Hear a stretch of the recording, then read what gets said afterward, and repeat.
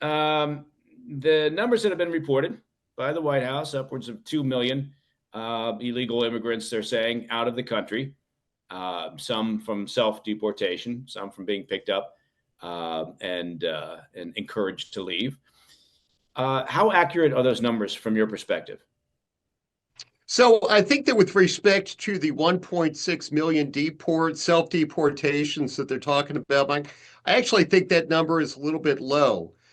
We did an analysis 6 weeks ago based on Bureau of Labor statistics figures, and we determined that in the middle of August, about 1.6 million had left. I estimate that there have probably been about another 200 to 400,000 who have left since then.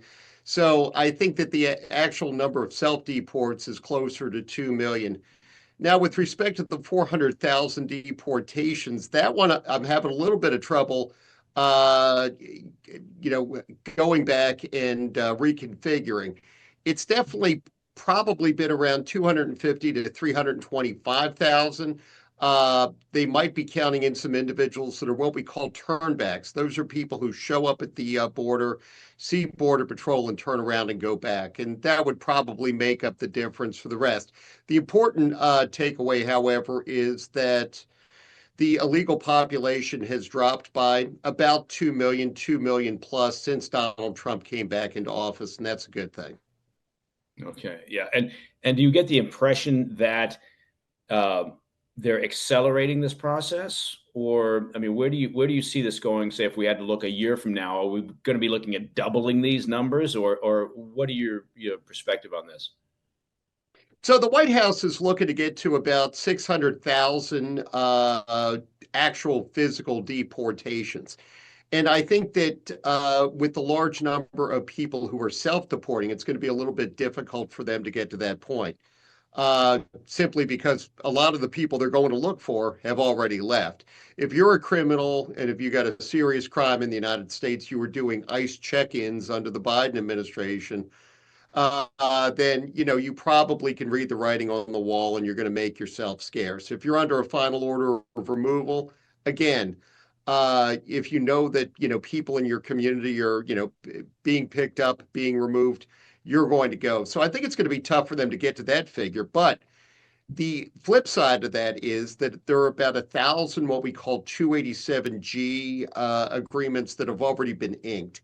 Those are state and local authorities who are, out there actively looking for, people that they pick up, criminals who have immigration holds on them or are amenable to removal, that they're going to hold for ICE. And that's going to be a force multiplier for agents. That'll help them, sort of backfill some of those people that self-deport.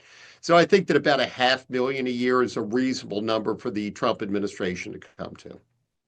Okay, I assume that none of those agreements, those 287G agreements, have been signed with sanctuary cities.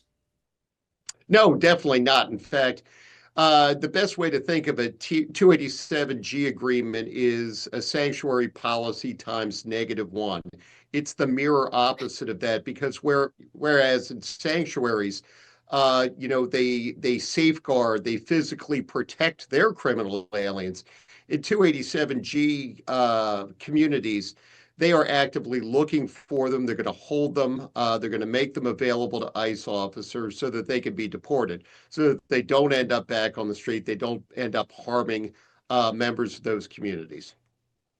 So how impactful can this program be if the existing sanctuary cities kind of remain with their current policies? Because it would seem like, look, if I'm a illegal immigrant, particularly if I've been engaged in some sort of nefarious activity, I'm moving to a sanctuary city, right? That just seems logical. So I'm just wondering, there's going to have to be at some point some kind of come to Jesus meeting with politicians in some of these locations, I would think, if the White House wants to realize maximum effect from their policies. Yeah, no, there will have to be, and one of two things are going to happen. either Congress is going to, put some riders on fundings for these sanctuary jurisdictions that say you don't get, law enforcement grants, or you don't get, other federal money if you actively block ICE enforcement, which is the definition of a sanctuary community.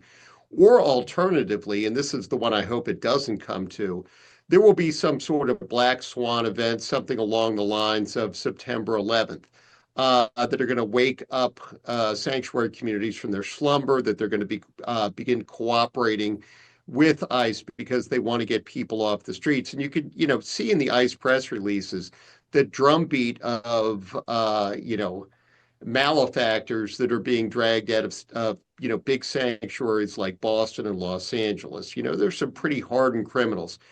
Even if you don't like immigration enforcement, you don't like Donald Trump's policies, I don't think any of us wants to have a child molester, or in a case that happened in Northern Virginia the other day, a legal migrant who strangles his toddler sister to death with a phone cord, living in the community. We want to get those people out.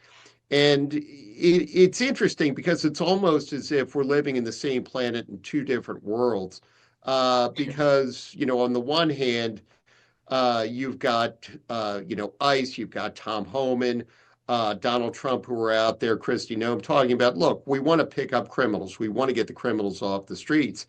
And then you have Gavin Newsom, Karen Bass, Michelle Wu, various other people, J.B. Pritzker, who are talking about, ICE being thugs and Gestapo and, fascists, and they're sweeping in and they're grabbing nannies. If ICE had the ability to go into Boston jails and take out criminal aliens, they'd be too busy going into, communities in the Commonwealth to find people. That just wouldn't happen. You wouldn't see these street scenes. So, I mean, hopefully this all resolves itself amicably through money, which is the language of politics. But if it doesn't, I'm afraid something bad's going to happen, and it's just going to break that way.